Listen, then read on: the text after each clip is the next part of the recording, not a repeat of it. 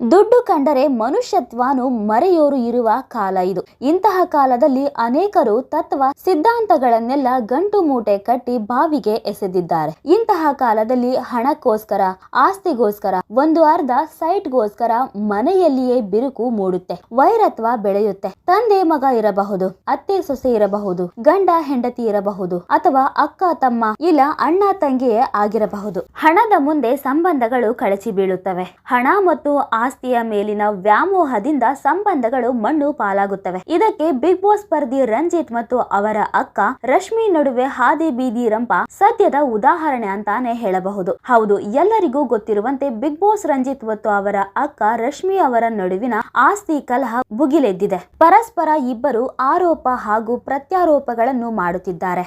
ಇದು ನನ್ನ ಮನೆ, ನಾನು ಯಾಕೆ ಬಿಟ್ಟು ಕೊಡಬೇಕು ಎಂದು ಬಿಗ್ ಬಾಸ್ ರಂಜಿತ್ ಗುಡುಗಿದರೆ, ಇನ್ನು ಅವರ ಅಕ್ಕ ರಶ್ಮಿ ಇದು ನನಗೆ ಸೇರಿದ ಮನೆ ಎಂದು ಕೆಂಡ ಕಾರುತ್ತಿದ್ದಾರೆ. ಇವರ ಈ ಮನೆಯ ಗಲಾಟೆ ಸೋಷಿಯಲ್ ಮೀಡಿಯಾದಲ್ಲಿ ಸಿಕ್ಕಾಪಟ್ಟೆ ವೈರಲ್ ಆಗಿತ್ತು. ಹೀಗಿರುವಾಗ ಇದೀಗ ರಂಜಿತ್ ಅವರ ಅಕ್ಕ ರಶ್ಮಿ ಸದ್ಯ ಹೊಸದೊಂದು ಟ್ವಿಸ್ಟ್ ಅನ್ನ ನೀಡಿದ್ದಾರೆ. ರಂಜಿತ್ ಅವರ ಪತ್ನಿ ಮಾನಸಾಗೆ ಈ ಮೊದಲೇ ಮದುವೆಯಾಗಿದ್ದು ಅವಳಿಗೆ 13 ವರ್ಷದ ಮಗಳಿದ್ದಾಳೆ. ನನ್ನ ತಮ್ಮ ರಂಜಿತ್ ಜೊತೆ 2ನೇ ಮದುವೆ ಆಗಿದ್ದಾಳೆ ಎಂದು ಹೇಳಿದ್ದಾರೆ. ಇನ್ನು ಈ ಕುರಿತು ಪಬ್ಲಿಕ್ ಟಿವಿ ಜೊತೆ ಮಾತನಾಡಿರುವ ರಶ್ಮಿ, 2017ರಲ್ಲಿ ಮನೆ ತಗೊಂಡು 2018ರಲ್ಲಿ ಮನೆಯನ್ನ ನಾನು ನನ್ನ ಹ್ಯಾಂಡ್ ಓವರ್ ಗೆ ಮಾಡಿಕೊಂಡೆ. ಮನೆ ತೆಗೆದುಕೊಂಡ ಕ್ಷಣದಿಂದ ಇಲ್ಲಿಯವರೆಗೆ EMI ನಾನು ಕಟ್ಟಿಕೊಂಡು ಬರುತ್ತಿದ್ದೇನೆ ಎಂದು ಹೇಳಿದ್ದಾರೆ. ಇನ್ನು ನನ್ನ ತಮ್ಮ ರಂಜಿತ್ ನನಗೆ ಮನೆ ಬಾಡಿಗೆ ಕೊಡು, ನಾನು ಬಾಡಿಗೆ ಕಟ್ಟಿಕೊಂಡು ಹೋಗುತ್ತೇನೆ ಎಂದು ಹೇಳಿದ. ನಾನು ನಂಬಿ ಮನೆ ಕೊಟ್ಟೆ. ಅದಾದ ನಂತರ 1 ತಿಂಗಳು ಬಾಡಿಗೆ ನೀಡಿದ ಅಷ್ಟೇ.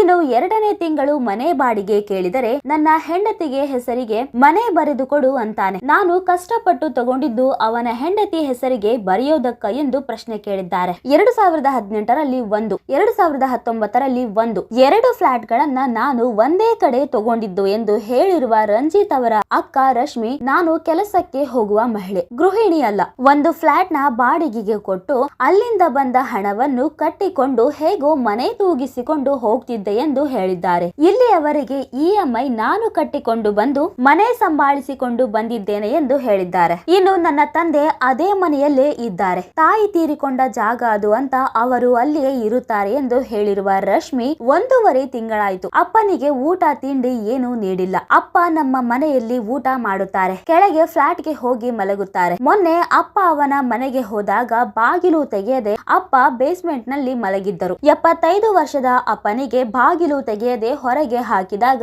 ಮಗಳಾದವಳಿಗೆ ಹೊಟ್ಟೆ ಉರಿಯಲ್ವಾ ಎಂದು ಪ್ರಶ್ನೆ ಮಾಡಿದ್ದಾರೆ. ಪೊಲೀಸರು ಮನೆಗೆ ಬಂದರೂ ಕೂಡ ಬಾಗಿಲು ತೆಗೆಯಲಿಲ್ಲ ಎಂದು ಕಿಡಿಕಾರಿದ್ದಾರೆ. ಇನ್ನು ನನ್ನ ತಮ್ಮ ರಂಜಿತ್, ಮದುವೆ ನಂತರ ನನಗೆ 3 BHK ರೂಮ್ ಬಿಟ್ಟುಕೊಡು ಎಂದು ಕೇಳಿದ. ನನ್ನ ಹೆಂಡತಿಯ ವಸ್ತುಗಳು ತುಂಬಾ ಇವೆ ಎಂದು ಹೇಳಿದ.